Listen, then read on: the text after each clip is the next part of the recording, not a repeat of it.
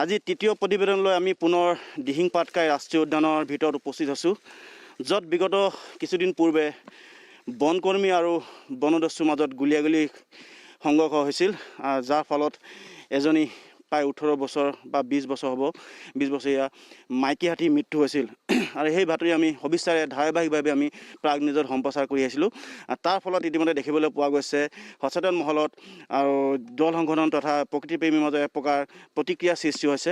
আমি সেই বাতৰি সম্প্ৰচাৰ কৰি আছোঁ, পূৰ্বত দেখুৱাই আছোঁ আচলতে কেনেদৰে জয়পুৰ বৰ্ষাৰণ্য বা ৰাষ্ট্ৰীয় উদ্যানৰ ভিতৰচোৱাত অসম আৰু অৰুণাচল সীমান্তৱৰ্তী অঞ্চল কেনেদৰে আমাৰ অসমৰ যিবোৰ মূল্যৱান গছ কাটি শেষ কৰিছে, এক প্ৰকাৰ তহিলং কৰি গৈছে বনদস্যুৱে। মোৰ ফটোৱে দেখাইছে মোৰ পিছফালে থকা এই গছৰ কাটি থোৱা গছটো দেখিলে আপুনি নিজে অনুভৱ কৰিব।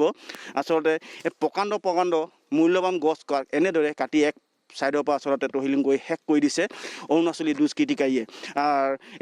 সেই বাতৰি সম্প্ৰচাৰ হোৱাৰ পিছত আজি এই স্থানত সদৌ অসম ছাত্ৰ সন্থাৰ সাধাৰণ সম্পাদক শংকৰজ্যোতি বৰুৱা, লগতে ডিব্ৰুগড় জিলা সমিতি আৰু অসম জাতীয়তাবাদী যুৱ ছাত্ৰ পৰিষদৰ বিষয়ববীয়াসকল ইয়াত উপস্থিত হৈছেহি। তেওঁলোকে আচলতে এই সমগ্ৰ পৰিৱেশটো তেওঁলোকে নিজে চাই গোটেই পৰিস্থিতি বুজ লৈছে। আৰু মোৰ সৈতে অনুৰাগ পিছফালে যদি তেওঁ অকণমান ঘূৰি দেখুৱাব পাৰে। আচলতে মই যিহেতু অতিকৈ দুৰ্গম অঞ্চল, এইটো অঞ্চলতে আচলতে বিগত কেইদিন পূৰ্বে গুলীবৰ্ষণ কৰিছিল অৰুণাচলী দুৰ্বৃত্তই আমাৰ বনকৰ্মীৰ ওপৰত, যাৰ ফলত এজনী মাইকী হাতীৰ মৃত্যু হৈছিল। মোৰ সতীতে দেখুৱাইছে। আচলতে এটা ছাইডৰ পৰা আমি যদি দেখাই যাওঁ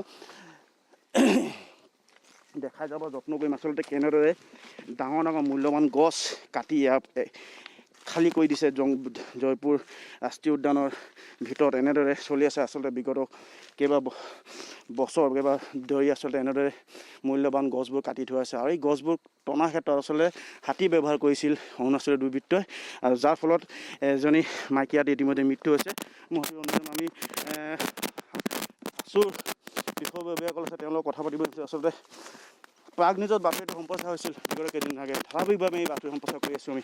আচলতে ৰাষ্ট্ৰীয় উদ্যান ঘোষণা হোৱা 1 মাহ হোৱা নাই আজিলৈকে, কিন্তু এনেদৰে এটা ঘটনা সংঘটিত হ'ল।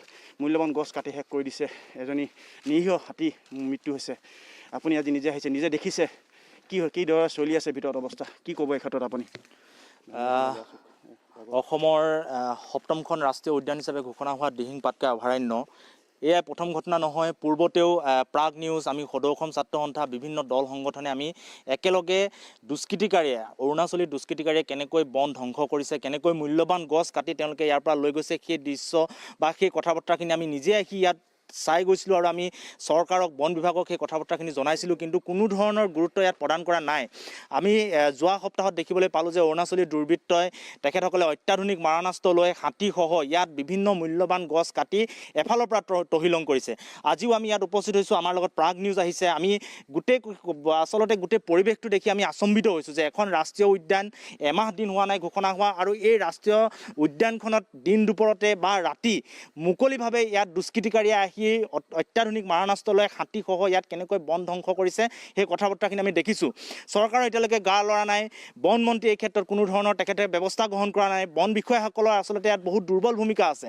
ইয়াত যিসকল বনকৰ্মী থাকে তেখেতসকলে নিজৰ জীৱনক তুচ্ছ জ্ঞান কৰি তেখেতসকলৰ নিজৰ নিৰাপত্তা নাই। সেই নিজৰ নিৰাপত্তা নথকাকৈ কেনেকৈ অত্যাধুনিক মাৰণাস্ত্ৰৰে সজ্জিত দুৰ্বৃত্তৰ লগত বা সেই বন ধ্বংসকাৰী বনদস্যুসকলৰ লগত যুদ্ধ কৰিব, সেই কথা বতৰাবিলাক আজি আমাৰ আগত তেখেতসকলে ব্যক্ত কৰিছে যে তেখেতসকলৰ হাতত তেখেতসকলৰ 5জন কৰ্মী যদি আহে এটা 303 ৰাইফলেৰে, তেখেতসকলে সেই এই বনাঞ্চলখনক, এই অভয়াৰণ্যখনক তেখেতসকলে সুৰক্ষা দিব লাগে।